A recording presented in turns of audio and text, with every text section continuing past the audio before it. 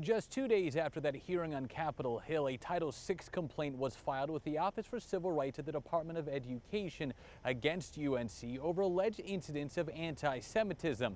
While offensive language and heated rhetoric are certainly not uncommon and largely protected on college campuses, some Tar Heels say that rising tensions have created an uncomfortable environment. As students prepare for finals, for some, their focus is on a conflict thousands of miles away. It's very personal, especially for me. My siblings lost 3 friends. Junior Neil Modis was born in the U.S. but grew up in Israel. We had a student saying that they support Hamas. We had flyers calling to the destruction of the state of Israel. Jewish students have publicly and privately expressed ongoing safety reservations. A Hebrew class was temporarily moved online, while chalk drawings expressing support for the PFLP, a U.S.-designated Palestinian terrorist group, were scrawled on campus. I hear Jewish jokes every single day. I hear anti-Semitism every single week. It's unfair. I've never in my entire life seen this. Questions about the university's role in stepping in have drawn increased attention.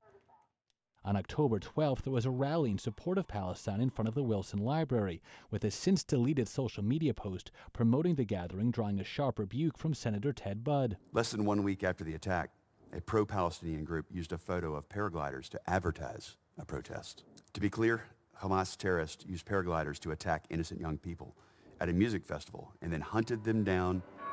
A day following the rally, Chancellor Kevin Guskiewicz issued a message calling Hamas's attacks in Israel horrifying, adding that there is no place for anti-Semitism on campus, though he did not directly address the event itself. What concerned me was the fact that the administration didn't immediately come out and condemn these kind of activities. It was their silence that really got to me. Alum Bud Schiff has ceased contributions, including a planned 6-figure donation as part of his will. I thought for the first time that they surrendered their moral compass. The primary concern is making sure that none of this rhetoric escalates to violence. Board of Trustee member David Bolick says he's heard from many stakeholders about anti-Semitism on campus. On both sides. There's no room for racist rhetoric. And anti-Semitism just cannot be tolerated.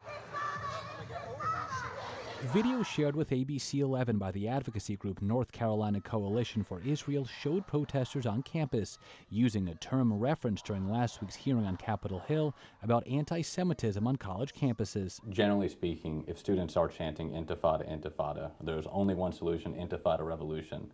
Is that acceptable under university guidelines? I can't say university guidelines. I can tell you from my opinion that a call for violence is not acceptable. Is it your interpretation that that is a call for violence? In my opinion, yes.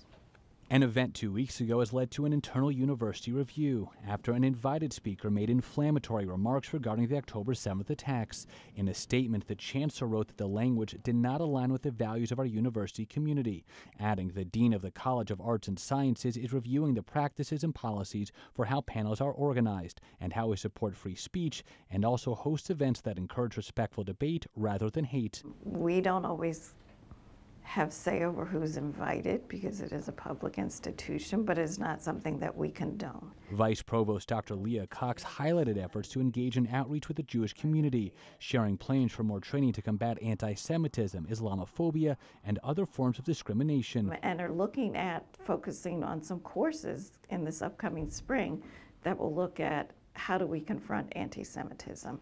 That includes hopes for an event next month to foster more constructive dialogue between groups with strong feelings over the ongoing war. So we have to do some preparation, but I think that it's something that our faculty, our students, our staff, and the community are ready to start talking about these things, because you can't live in this hurt space forever.